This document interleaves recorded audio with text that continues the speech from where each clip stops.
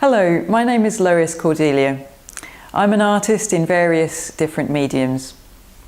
I do energetic speed painting using acrylics, very intricate paper cutting using a surgical scalpel, and somewhere in between I do mixed media sculpture. Today I'm at Tindalls Art and Graphics in Newmarket, and I'll be painting a portrait of my childhood hero, Sir David Attenborough.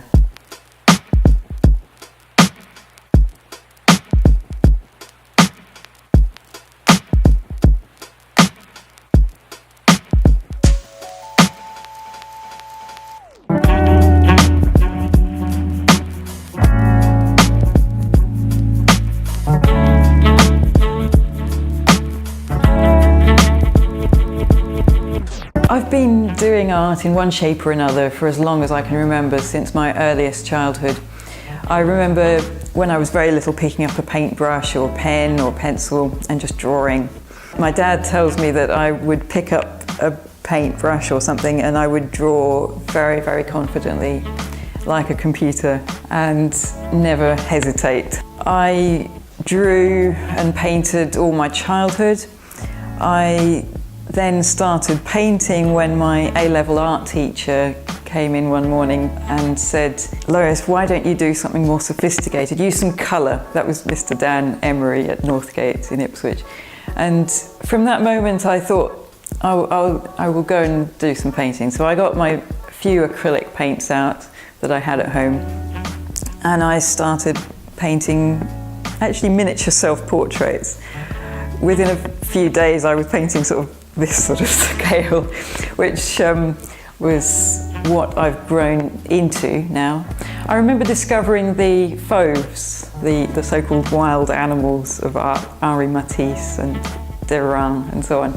And their colours really grabbed me and inspired me, and still do to this day. A lot of people comment on my work that it's full of really wild colours in that same sense. So I think that influence still lingers.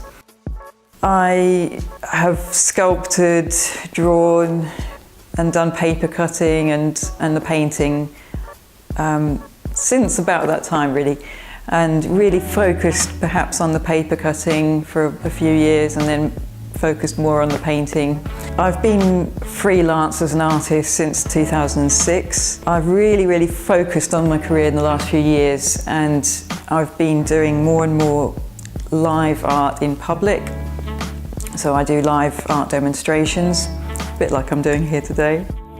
I do so-called wild in art trails, which are public art trails where you paint a design onto a larger-than-life statue, and it forms part of a public art trail. So I've done a few of those in the last couple of years, which are great fun. I've also been teaching more and more workshops in the last few years. So yeah, what got me into art, just my passion really, I think, more than anything else. My favourite medium is whichever I happen to be working on at any particular time. People often ask me, what is your favourite medium, when they come along to my live demos, and I always say it's whichever medium I'm currently using. And that, I think, is because the moment I pick up my scalpel and start paper cutting, I'm totally immersed in that. The moment I pick up a paintbrush, I'm totally into that.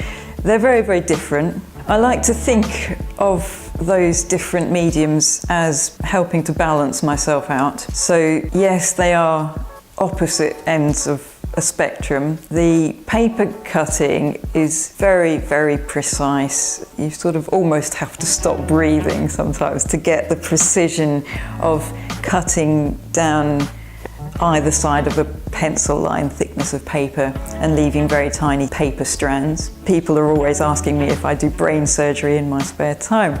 But on the other end of the scale, I do the painting, the speed painting with acrylics.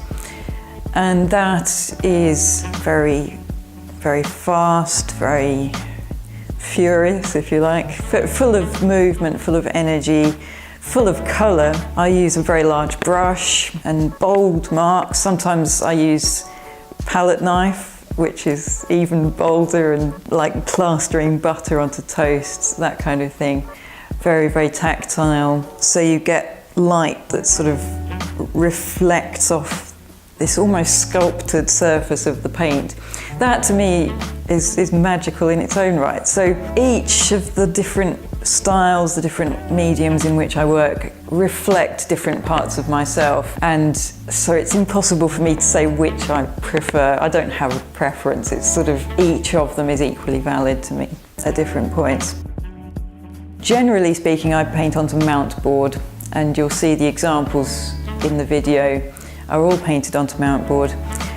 Mountboard has an existing colour, and so I tend to use that, I tend to exploit that colour to help me with the painting, to contribute to the end result. I sometimes allow that colour to influence my colour palette. Sometimes I work with it, sometimes I harmonise with it, sometimes I go completely against it and use something quite complementary. So it's something that I suppose I've evolved as a technique over the years. I find also that with mountboard, because it's got a colour to begin with, it diminishes that blank white page syndrome. And I often say, where in nature do you ever find a blank white canvas? Or even a blank black canvas? You don't really. You find a sort of blend of lots of different colours, tones, textures and everything else. For that reason, I very often also paint onto an existing background, so an existing image even, and I paint over that and superimpose a fresh image onto it, which I think you've captured on video before.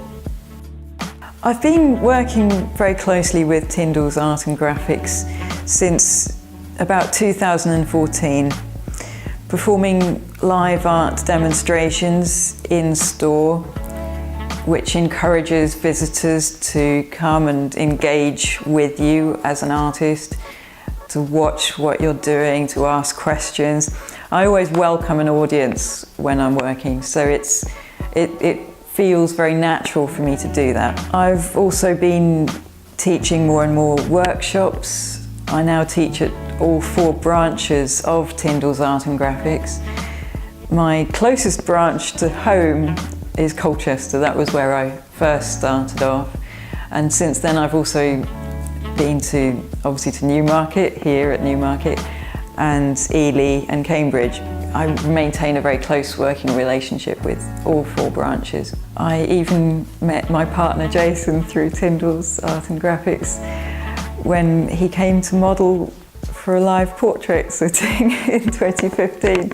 So Tindalls is very close to our hearts. I've got lots of workshops in various different mediums coming up in the next year. I look forward to welcoming you to them.